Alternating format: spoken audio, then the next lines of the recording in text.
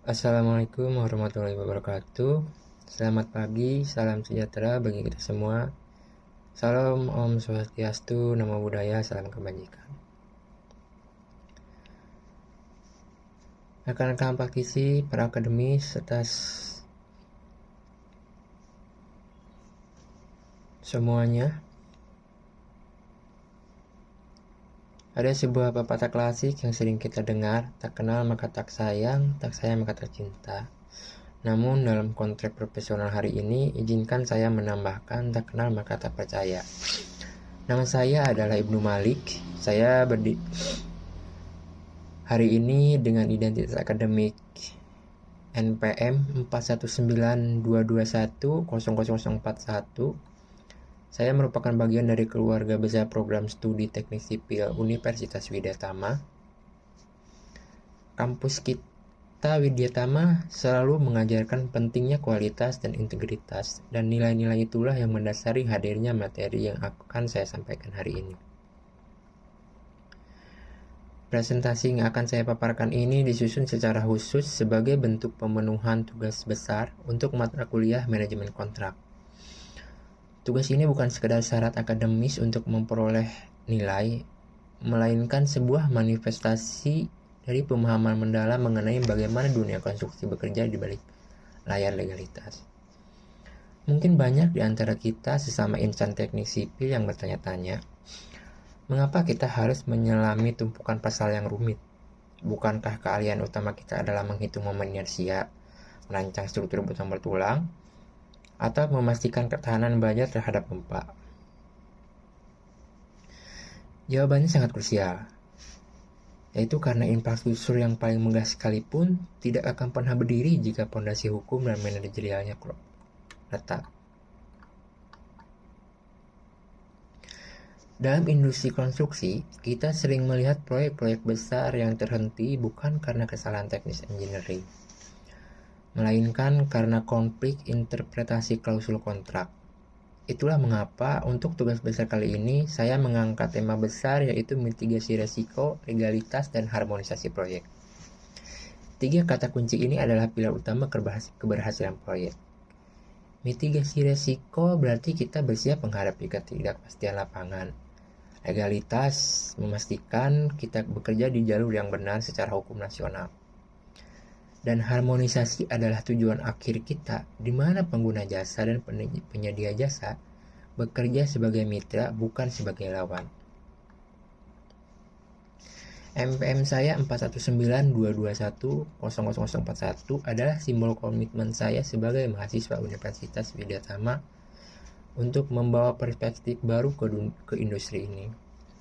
Saya ingin kita tidak hanya menjadi engineer yang hebat dalam teknis, tapi juga cerdas dalam administrasi dan tangguh dalam manajemen risiko. Hari ini saya mengajak semuanya untuk membuka pikiran. Mari kita tanggalkan sejenak stigma bahwa kontrak itu membosankan.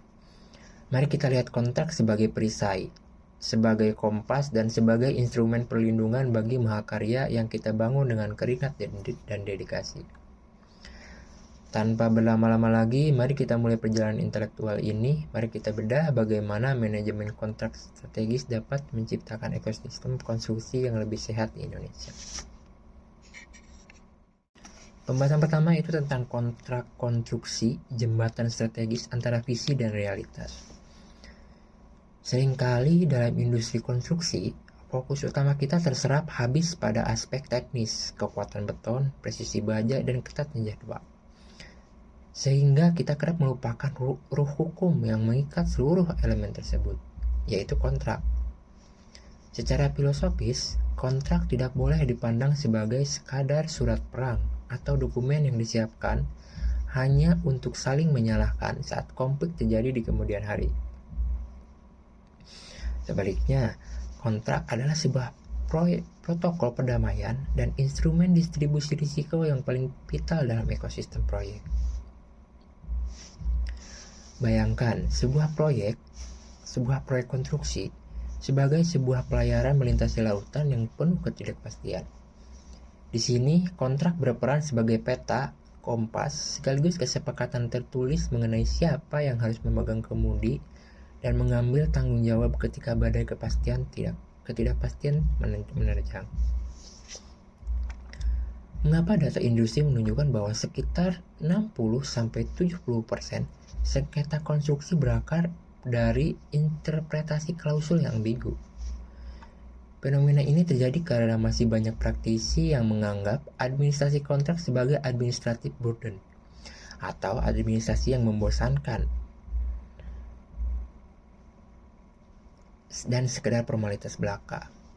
Dokumen tebal tersebut seringkali hanya ditandatangani lalu disimpan di laci dan baru dibuka kembali ketika masalah sudah meledak di lapangan.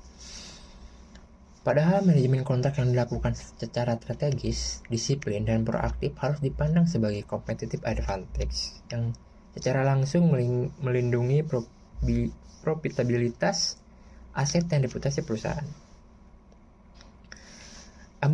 Ambiguitas dalam pemilihan satu kata saja, misalnya perbedaan antara penggunaan kata shall yang berarti kewajiban mutlak dan may yang berarti pilihan dalam bahasa hukum. Itu dapat menjadi celah hukum yang mematikan dan menyebabkan kerugian finansial hingga miliaran rupiah. Kita harus menyadari sepenuhnya bahwa di lapangan konstruksi, ketidakpastian adalah satu-satunya kepastian yang kita miliki. Kondisi geologi yang tidak terduga di bawah tanah, fluktuasi harga material yang liar akibat kondisi global, hingga pergeseran regulasi politik merupakan variabel-variabel eksternal yang harus dijinakkan melalui instrumen kontrak yang presisi. Jika kita gagal dalam mengelola manajemen kontrak sejak dini, maka proyek semegah apapun yang dibangun dengan teknologi tercanggih sekalipun beresiko runtuh di meja pengadilan. Runtuhnya proyek tersebut bukan disebabkan oleh kegagalan struktur fisik, melainkan oleh kerapuhan manajemen risiko hukum yang kita abaikan sejak tahap awal perencanaan. Selanjutnya yaitu sejarah manajemen kontrak, dari era Mesir kuno hingga digital. Nah, manajemen kontrak tidak lahir kemarin sore. Ia berevolusi seiring dengan ambisi manusia untuk membangun struktur yang lebih tinggi dan lebih kompleks. Mari kita melakukan deep dive sejarah. Pada era Mesir kuno, pembangunan piramida menggunakan sistem yang sangat absolut. Kontrak saat itu adalah perintah penguasa. Namun, jika kita melihat catatan arkeologi, sudah ada sistem pembukuan upah dan pembagian jatah makanan bagi ribuan pekerja. Ini adalah bentuk awal manajemen sumber daya kontrak. Lompat ke abad pertengahan, munculnya guild atau serikat pengrajin membawa standar kualitas pertama. Di sini kontrak mulai mengenal konsep jaminan mutu. Jika seorang tukang batu gagal memenuhi standar serikat, ia tidak hanya kehilangan pekerjaan, tapi juga reputasi profesionalnya. Revolusi besar terjadi pada tahun 1913 dengan lahirnya FIDIC, Federation International des Engineers Council. Inilah momen pertama kalinya dunia konstruksi memiliki bahasa internasional yang menyeimbangkan posisi pemilik, employer, dan kontraktor. Sebelumnya, kontrak seringkali bersifat predator. Siapa yang lebih kuat, dia yang mendikte. FIDIC memperkenalkan peran di engineering sebagai penengah yang adil. Selanjutnya, kini kita berada di ambang revolusi kontrak 4.0. Kita berbicara tentang smart contract berbasis blockchain. Bayangkan sebuah sistem di mana pembayaran termin keluar secara otomatis melalui sensor IoT di lapangan yang memverifikasi bahwa volume beton sudah terpasang sesuai spesifikasi dalam BIM atau kepanjangan dari Building Information Modeling. Tidak kalah lagi perdebatan proses fisik yang memakan waktu berminggu-minggu. Memahami sejarah ini penting agar kita menyadari bahwa kontrak masa depan bukan lagi kertas statis, melainkan algoritma dinamis yang mengelola kinerja secara real time. Di slide selanjutnya yaitu tentang memahami regulasi jasa konstruksi di Indonesia, lebih dari sekedar kepatuhan. Sebagai praktisi di Indonesia, kita wajib tunduk pada kitab suci industri kita. Undang-Undang Nomor 2 Tahun 2017 tentang Jasa Konstruksi Memahami regulasi ini bukan hanya soal kepatuhan agar tidak masuk penjara, tapi soal strategi pelindungan aset. Mari kita bedah pasal mengenai kegagalan bangunan. Ini adalah klausul yang paling ditakuti. Undang-undang menetapkan jangka waktu pertanggungjawaban hingga 10 tahun sejak penyerahan akhir.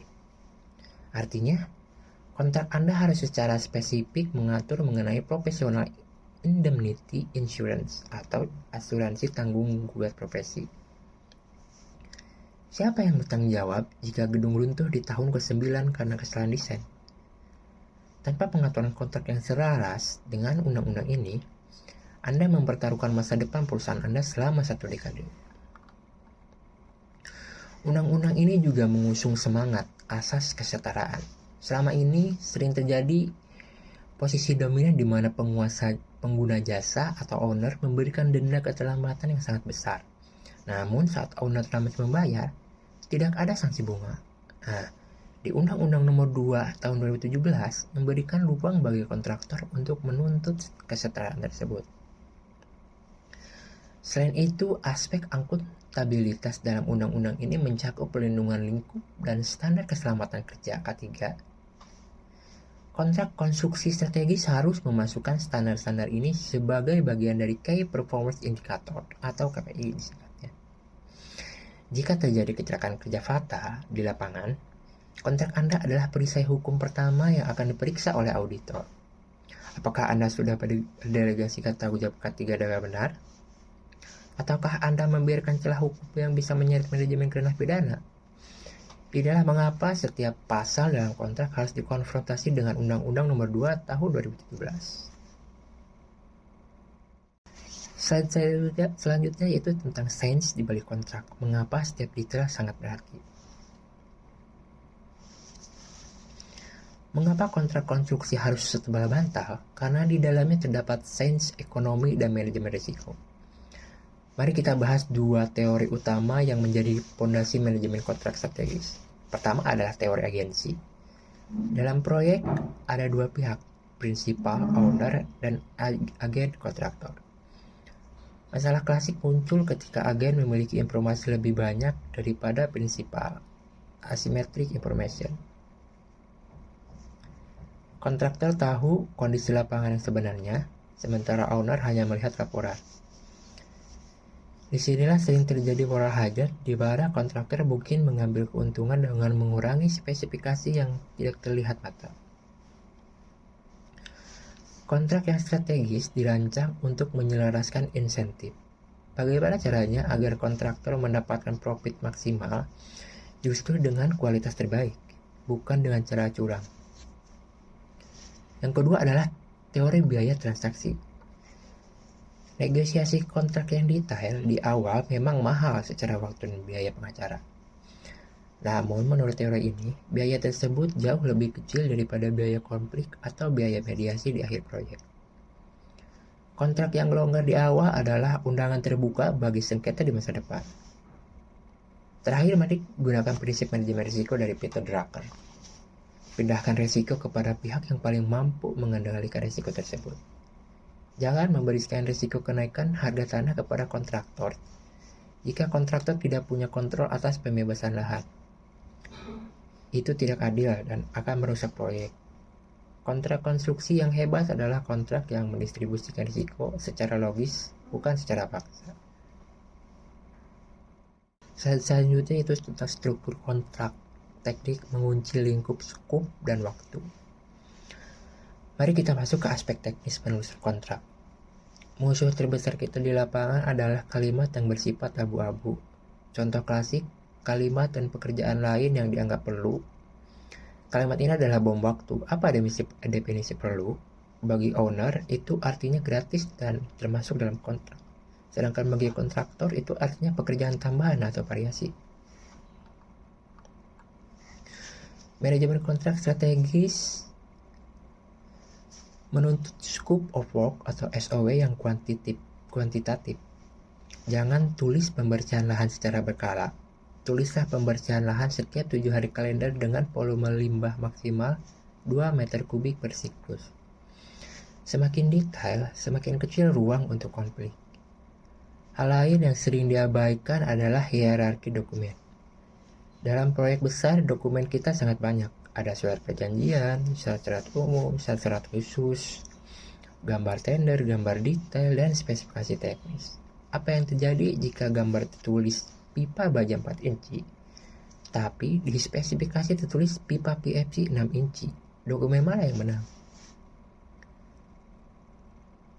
Maka kontrak yang baik harus memiliki data urutan prioritas yang tegas.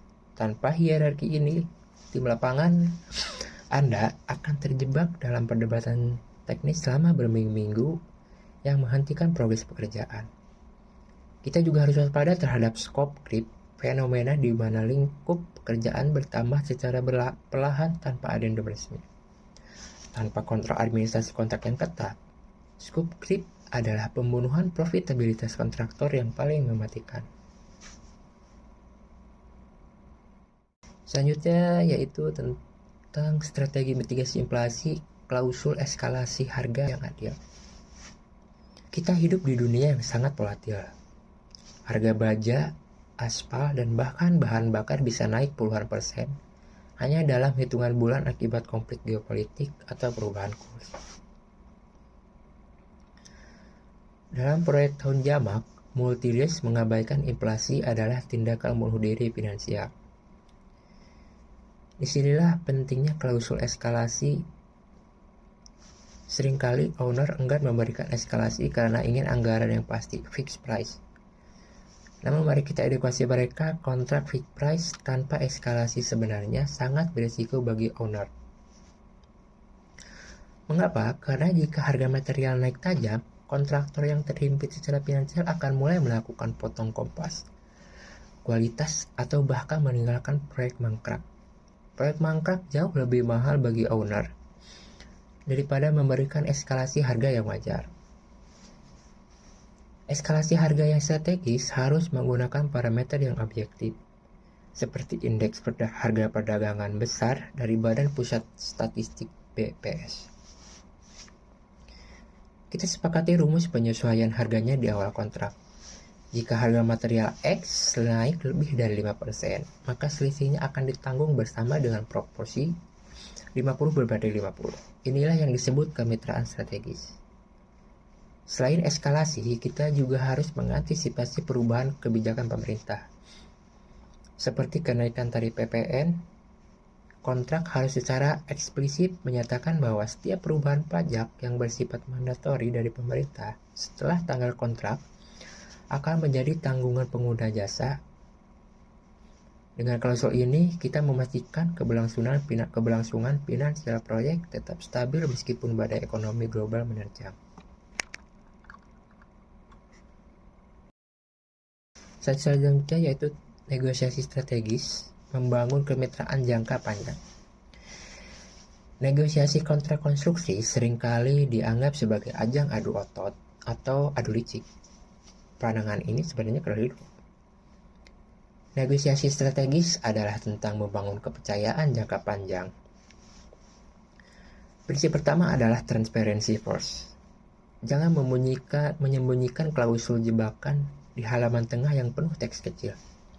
Sebaliknya, sampaikan klausul-klausul yang menurut Anda berisiko tinggi secara jujur di awal. Kami melihat ada risiko tanah di sisi utara proyek. Mari kita sepakati bagaimana jika kondisi tanah berbeda dari laporan awal. Kejujuran di awal membangun kredibilitas Anda di mata owner. Kedua, pahami konsep BATNA atau Best Alternative to a Negotiated Agreement. Anda harus tahu kapan harus bertahan dan kapan harus berjalan pergi. Jika kontrak yang disodorkan terlalu predator dan tidak masuk akal secara finansial, jangan memaksakan diri untuk menandatanganinya hanya demi dapat proyek. Proyek yang merugikan sejak kontrak ditandatangani adalah langkah awal menuju kebangkrutan. Ketiga, dokumentasikan setiap poin kesepakatan dalam berita acara negosiasi. Dalam konstruksi, memori manusia itu sangat pendek, apalagi jika personil di proyek berganti di tengah jalan. Dulu kata Bapak boleh begini, saya tidak pernah bilang begitu. Kalimat-kalimat ini tidak laku di depan hukum. Segala sesuatu yang disepakati secara lisan di meja segala sesuatu yang disepakati secara lisan di meja rapat harus dituangkan dalam tulisan dan ditandatangani kedua belah pihak. Negosiasi bukan akhir, tapi awal dari administrasi kontrak yang disiplin. Selanjutnya yaitu tentang dinamika lapangan, mengelola perubahan tanpa konflik finansial. Tidak ada proyek konstruksi yang selesai 100% sama dengan desain tender. Perubahan adalah keniscayaan. Namun manajemen perubahan yang buruk adalah penyebab utama 80% sengketa di akhir proyek. Sering terjadi di lapangan, instruksi perubahan diberikan secara lisan oleh konsultan pengawas. Misalnya, tolong geser kolom ini 2 meter. Kontraktor langsung mengerjakan karena ini mengejar jadwal. Saat akhir proyek kontraktor mengajukan tagihan tambahan, owner menolak karena tidak ada perintah tertulis. Ini adalah tragedi manajemen kontrak. Protokol variasi harus sangat ketat. Setiap perubahan harus melewati alur. Alurnya itu pertama proposal perubahan, lalu ke estimasi biaya dan dampak waktu, selanjutnya ke persetujuan tertulis atau change order, selanjutnya ke pelaksanaan. Jangan pernah membolak-balikan urutan ini. Selain biaya, perhatikan dampak terhadap waktu atau extension of time, disingkat EOT. Menambah satu lantai gedung tidak hanya menambah biaya semen, tapi juga menambah biaya sewa alat, upah pekerja selama waktu tambahan, dan biaya administrasi kantor pusat yang menjadi overhead. Gunakan log digital untuk mencatat setiap perubahan secara instan.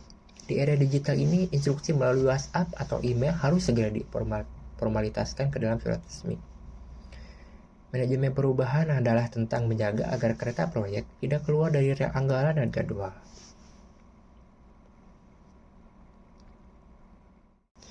Selanjutnya yaitu tentang revolusi konflik, memilih jalur tercepat menuju solusi.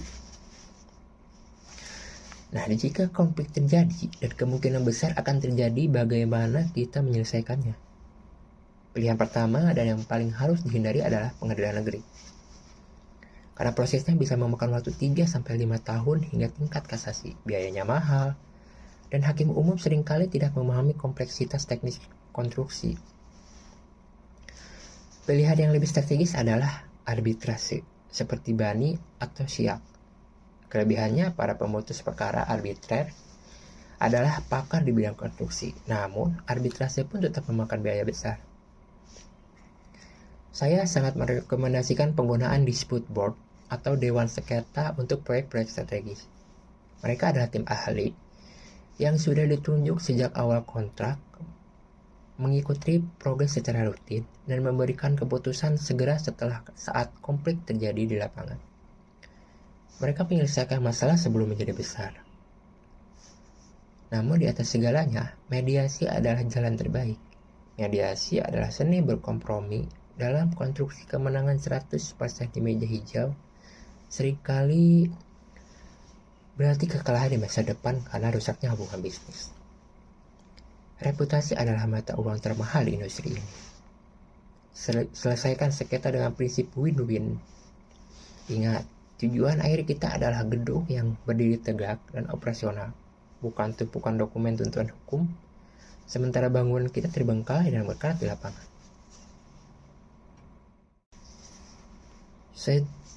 Selanjutnya yaitu kesimpulan menuju ekosistem konstruksi yang kotak.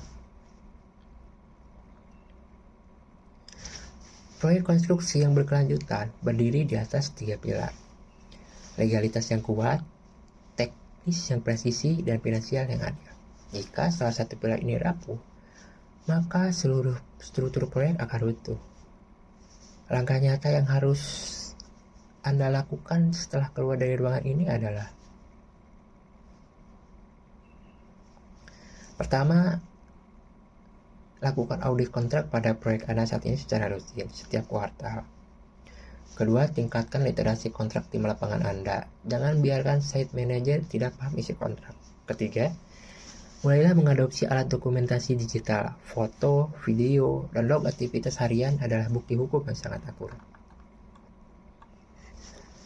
Masa depan konstruksi Indonesia ada di tangan kita. Mari kita geser paradigma dari asal kerja menjadi kerja profesional yang terproteksi secara hukum. Kita ingin membangun infrastruktur yang membanggakan bangsa, sekaligus bisnis yang sehat dan bermartabat. Dan berikut ini adalah video-video pembelajaran tentang materi yang bisa diakses di YouTube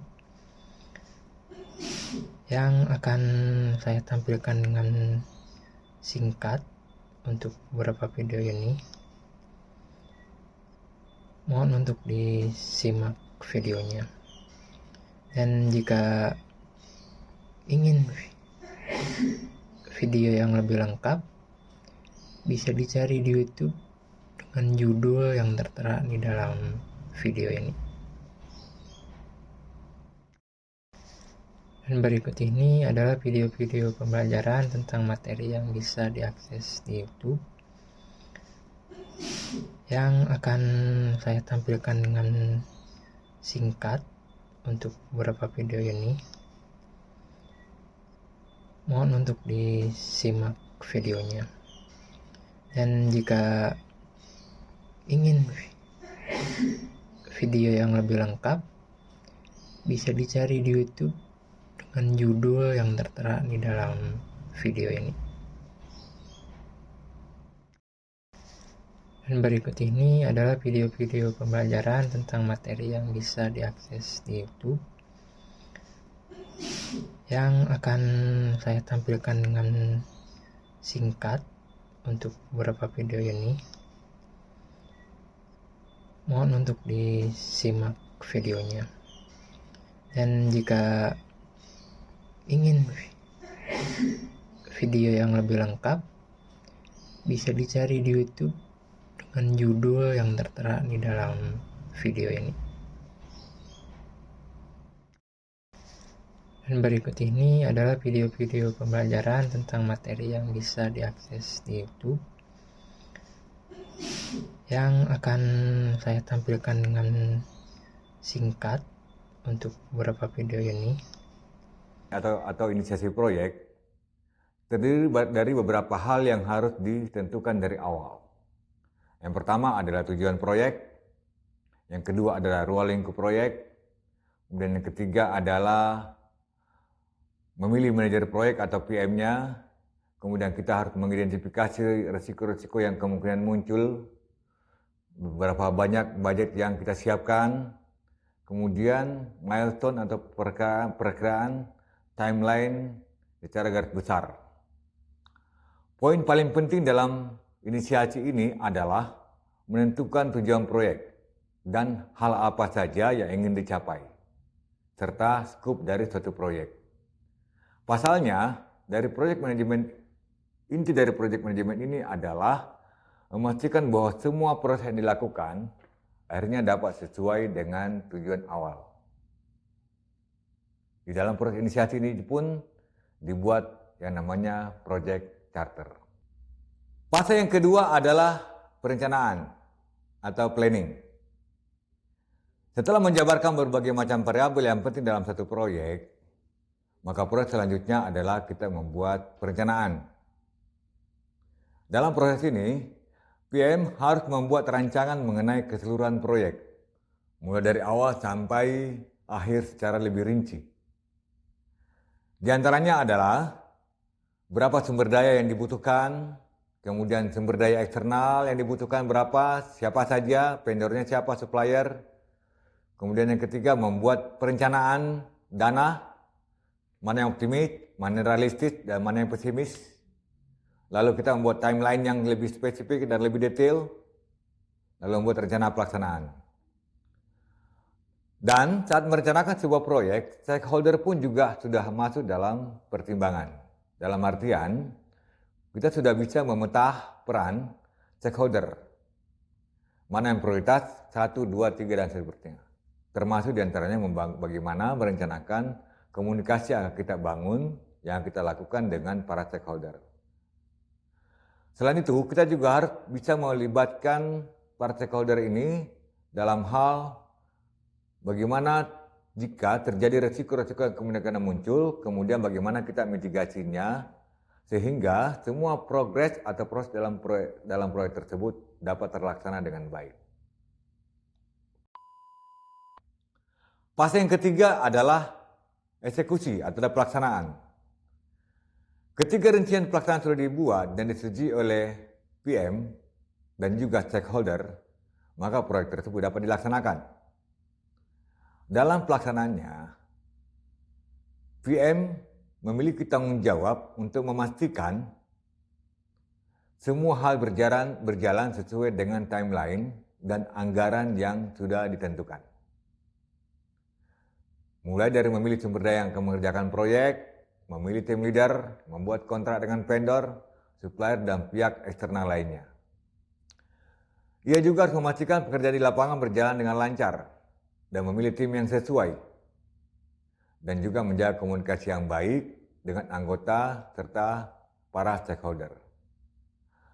Dengan banyaknya hal yang dipertanggungjawabkan, seorang PM diharapkan memiliki kapasitas dan kompetensi yang cukup. Bagaimana dia membangun komunikasi dengan stakeholder, bagaimana dia bersikap sebagai leader dalam satu proyek, sehingga tujuan dari proyek itu terlaksana dengan baik.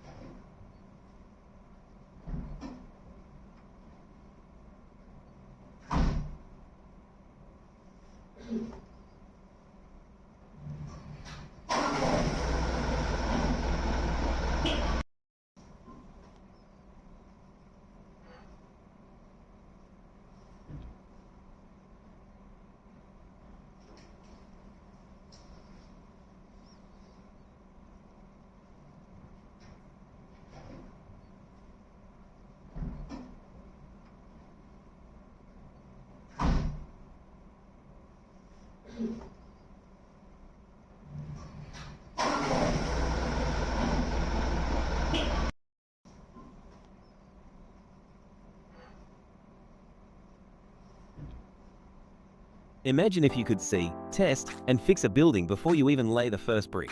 That's the power of a digital twin, and today, we'll explain exactly what it is, the different types, and why it's transforming construction and engineering industries. A digital twin is a virtual replica of a physical building, bridge, or infrastructure. More than just a 3D model, it's a dynamic, data-driven copy that reflects real-world conditions, materials, equipment, energy flows, and even human interactions. It's your project's digital brain, helping you monitor, predict, and optimize everything, even before a single wall goes up. So, how does it work? Creating digital twins starts with reality capture, where laser scanners, drones, or smartphones collect measurements of real-world objects. These measurements form a point cloud, a 3D map often enhanced with color and imported into CAD software for modeling. Advances in AI are transforming this process. Technologies like neural radiance fields nerves generate 3D models from 2D images with smaller file sizes, while Gaussian splatting enables high-quality, interactive visuals, accelerating digital twin adoption in the industrial metaverse. As a key building block of the metaverse, digital twins integrate with virtual reality VR and augmented reality AR. There are different types of digital twins depending on what you need to manage. Component twins or parts twins. Component or parts twins focus on key individual components within a larger system. No, not every tiny screw is digitally recreated. Instead, the focus is on critical parts that impact performance or are exposed to constant stress, helping teams monitor wear and predict failure more accurately.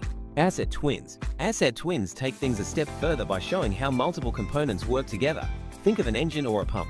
They help you analyze system performance, spot inefficiencies, and make improvements virtually, reducing downtime, repair time, and even fuel use. System or unit twins. System twins, also called unit twins, bring together multiple asset twins to simulate how entire systems work as one. In a car factory, for example, a system twin might combine all machines involved in producing a car part. The goal is smoother collaboration between assets, better performance, and less downtime or waste. Process twins. Process twins take it one step further. While system twins simulate part of a production line, process twins represent the entire facility, capturing how every unit works together. At this level, timing and coordination are key. If one unit runs too fast, it can cause overproduction, storage issues, or bottlenecks. Process twins help organizations optimize the full workflow, ensuring every asset, system, and component works in sync. Across advanced industries, digital twins are no longer just a concept. They're becoming the norm. In fact, a McKinsey survey found that nearly 75% of companies have already rolled out digital twin technologies with medium to high complexity. Leaders in automotive, aerospace, defense, tech, retail, and consumer goods are paving the way, using digital twins to stay ahead of the curve.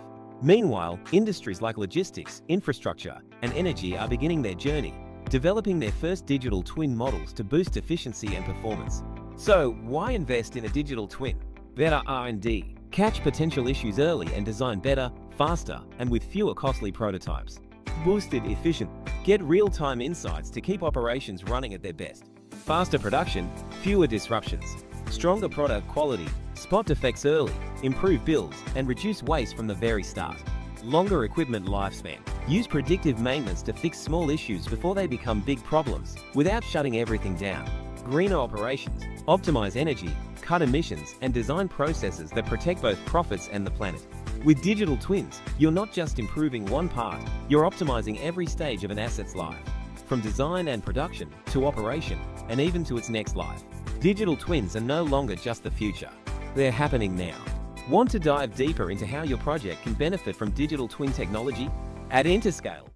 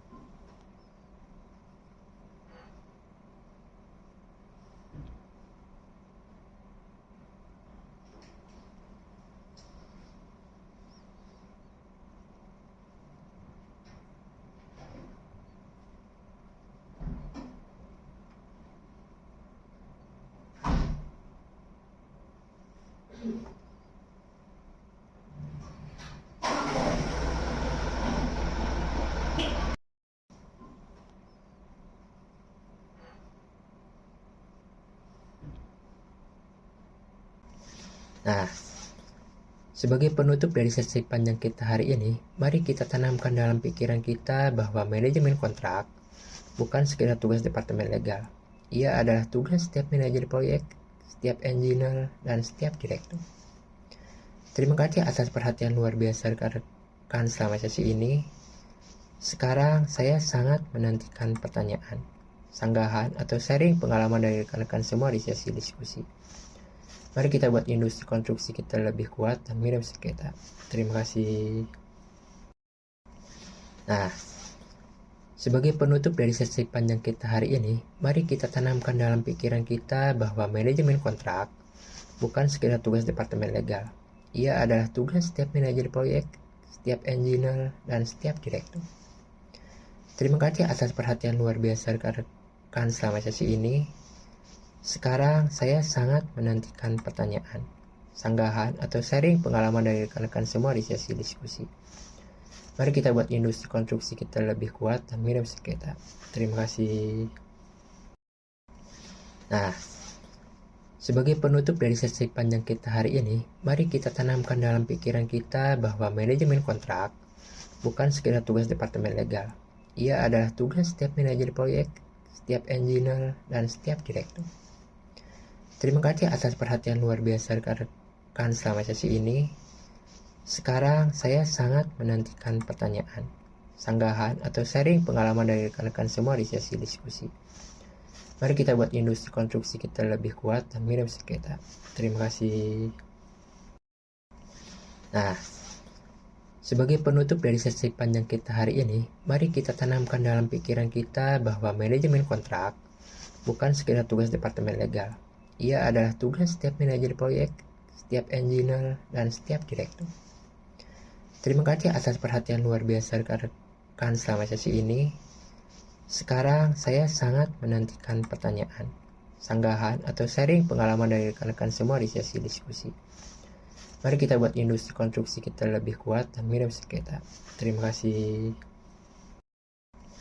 Nah, Sebagai penutup dari sesi panjang kita hari ini, mari kita tanamkan dalam pikiran kita bahwa manajemen kontrak bukan sekedar tugas departemen legal.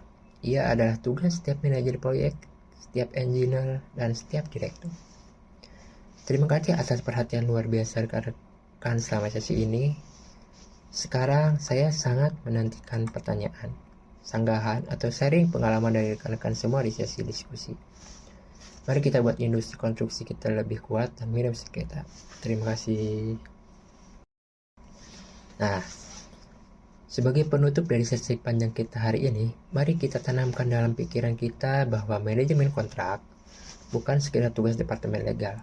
Ia adalah tugas setiap manajer proyek, setiap engineer, dan setiap direktur. Terima kasih atas perhatian luar biasa rekan selama sesi ini.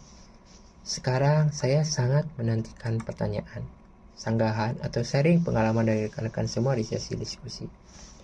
Mari kita buat industri konstruksi kita lebih kuat dan minim sengketa. Terima kasih. Nah, sebagai penutup dari sesi panjang kita hari ini, mari kita tanamkan dalam pikiran kita bahwa manajemen kontrak bukan sekedar tugas departemen legal. Ia adalah tugas setiap manajer proyek, setiap engineer, dan setiap direktur. Terima kasih atas perhatian luar biasa rekan selama sesi ini. Sekarang saya sangat menantikan pertanyaan, sanggahan. Nah, sebagai penutup dari sesi panjang kita hari ini, mari kita tanamkan dalam pikiran kita bahwa manajemen kontrak bukan sekedar tugas departemen legal. Ia adalah tugas setiap manajer proyek, setiap engineer, dan setiap direktur. Terima kasih atas perhatian luar biasa rekan selama sesi ini. Sekarang saya sangat menantikan pertanyaan, sanggahan, atau sharing pengalaman dari rekan-rekan semua di sesi diskusi. Mari kita buat industri konstruksi kita lebih kuat dan minim sengketa. Terima kasih.